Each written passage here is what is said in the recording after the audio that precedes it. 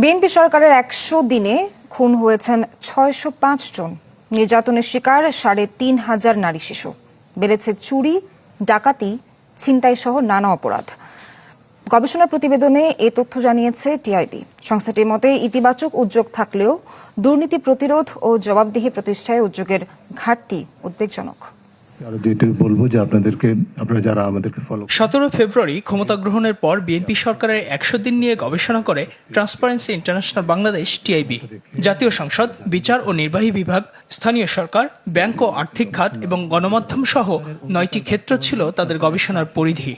সুনির্দিষ্ট কিছু খাত টিআইবির গবেষণা প্রতিবেদনে উঠে আসে, গত মার্চ এপ্রিলে দেশের ছিনতাই, চুরি, ডাকাতি, অপহরণ ও ধর্ষণের চিত্র ছিল উদ্বেগজনক।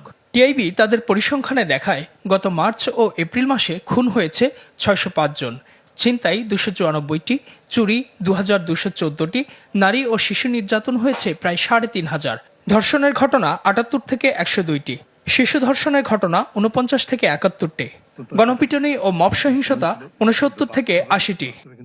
সেই মব সংস্কৃতি থেকে শুরু করে যে অপরাধ প্রবণতা, চাঁদাবাজি, দখলবাজি ইত্যাদি, মাঠ পর্যায়ে হাট বাজার দখল, পরিবহন খাত, বাস স্ট্যান্ড এবং এই ধরনের যে এক্সটর্শন বা চাঁদাবাজি, দখলবাজির ক্ষেত্রগুলো, সেগুলো যে দলীয় প্রভাবের হাতে নিয়ন্ত্রিত, সেই অবস্থা কিন্তু এখনো অব্যাহত আছে, যেটি আইন শৃঙ্খলা পরিস্থিতি ছাড়াও সার্বিক পর্যবেক্ষণে টিআইবির প্রতিবেদন বলছে, আর্থিক খাতে ঋণ খেলাপি ব্যক্তি বা প্রতিষ্ঠানকে খেলাপি ঋণ পুনঃতফসিলকরণ এবং দুর্বল ব্যাংকের অভিযুক্ত শেয়ারধারীদের ব্যাংকের মালিকানা ফিরিয়ে দেওয়ার মতো বিতর্কিত উদ্যোগ নিয়েছে সরকার। এছাড়া বিশ্ববিদ্যালয় ভিসি, বাংলাদেশ ব্যাংক, বিভিন্ন প্রতিষ্ঠানে দলীয় বিবেচনায় নিয়োগ দেওয়া হয়েছে।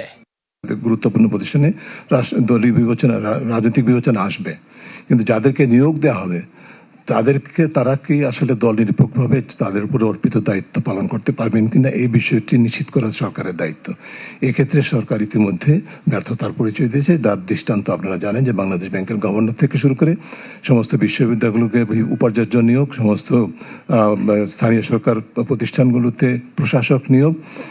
টিআইবি জানায়, সরকারের ১০০ দিনে ১৮৮ জন সাংবাদিক হয়রানির শিকার হয়েছেন, ১২ জনকে গ্রেফতার করা হয়েছে। এছাড়া বিচার বিভাগের স্বাধীনতা, মানবাধিকার, দুর্নীতি দমন এবং গুম প্রতিরোধে বিএনপি সরকার পেছনে হাঁটছে বলেও জানায় টিআইবি। সরকারের ১০০ দিন একদিক থেকে আশা জাগা নেওয়া সম্ভাবনাময়, তবে জবাবদিহিমূলক সরকার প্রতিষ্ঠান প্রত্যাশা পূরণে সুনির্দিষ্ট পথরেখা বা উদ্যোগের ঘাটতি বিবেচনায় উদ্বেগজনক একটা। ইজাজ শৌমিক, চ্যানেল 24, ঢাকা।